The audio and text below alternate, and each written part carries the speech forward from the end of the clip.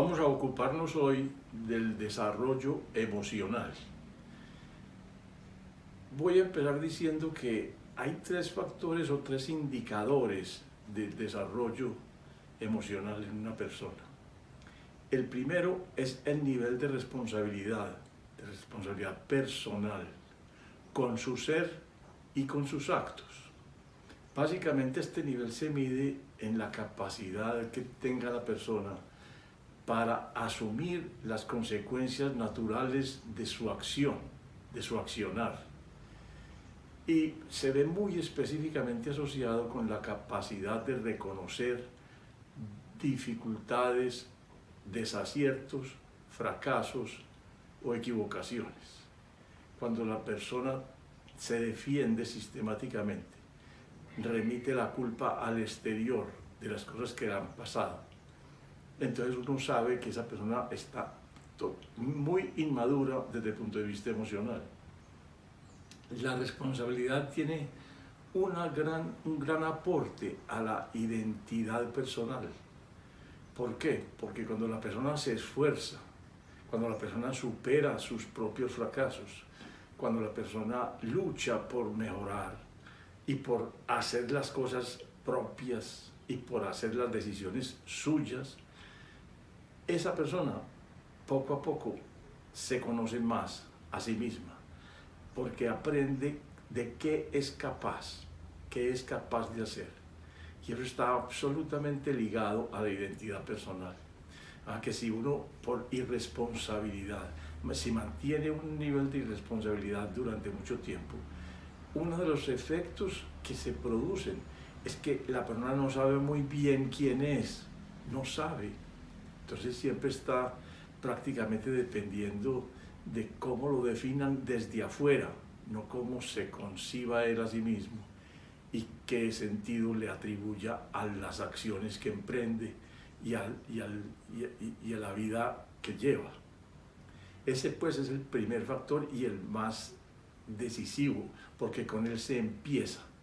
Ahora, el problema del desarrollo es este.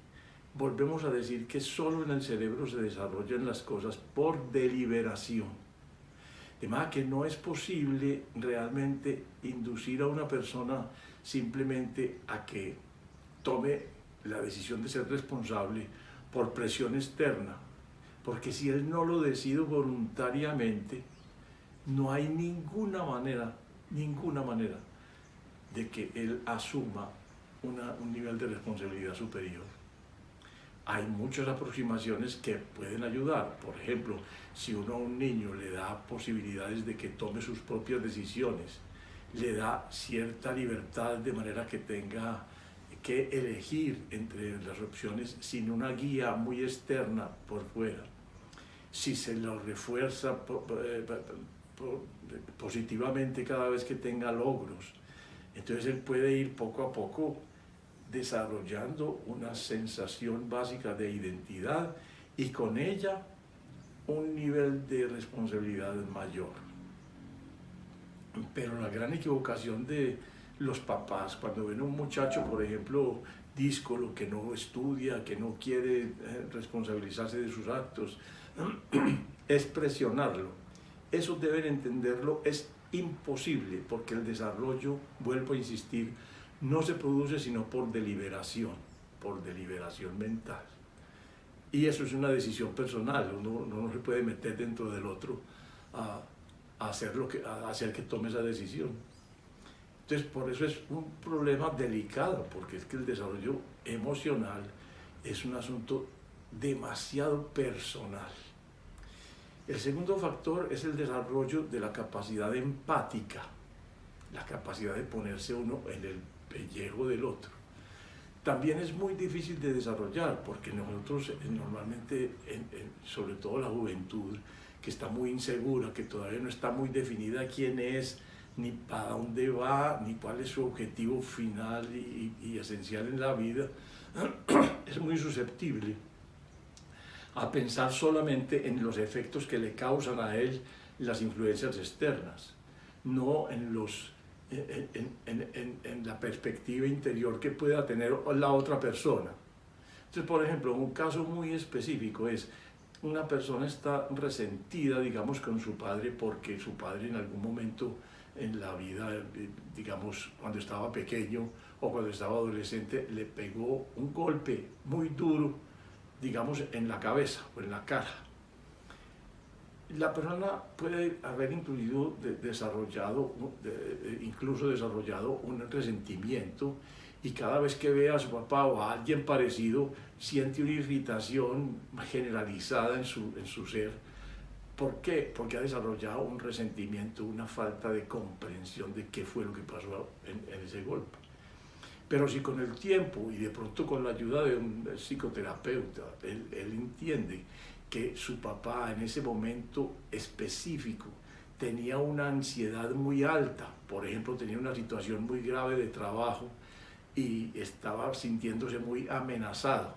Y el muchacho entró a su cuarto mientras él se paseaba, digámoslo así, en una actividad ansiosa, temerosa de lo que pudiera pasarle en la vida, y el muchacho entra súbitamente y él de pronto, ¡pum!, le pega un golpe. Puede que ya pueda entender que ese golpe no era odio hacia él, sino que era simplemente una defensa en un momento de ansiedad, de algo que invadió su aposento o el sitio donde estuviera. Es difícil desarrollar también porque se necesita, como en la anterior, una decisión personal. Y esa es tal vez un poco más complicada porque necesita además tiempo para considerar en qué estado está el otro y cuál puede ser el origen de ese estado, porque tiene que considerar las circunstancias externas, los eventos disposicionales que tenga el otro, qué circunstancias está viviendo para poder desarrollar una empatía adecuada, atinada, certera. Pero es indiscutiblemente un segundo punto muy claro en la madurez emocional. Y el tercero, vamos a decir, es el nivel de compromiso personal con una causa y con las personas. El nivel de compromiso no es un asunto derivado de que haya una persona sometida a circunstancias X o Y. No, es otra vez una decisión personal nacida de la responsabilidad y de la empatía que se tengan con las otras personas. Es desde esos dos ángulos donde se va desarrollando un tercer vector, que es el nivel de compromiso. En ese nivel de compromiso nosotros vamos viendo que puede ser creciente. Uno se puede comprometer cada vez más con los objetivos de una organización donde trabaja.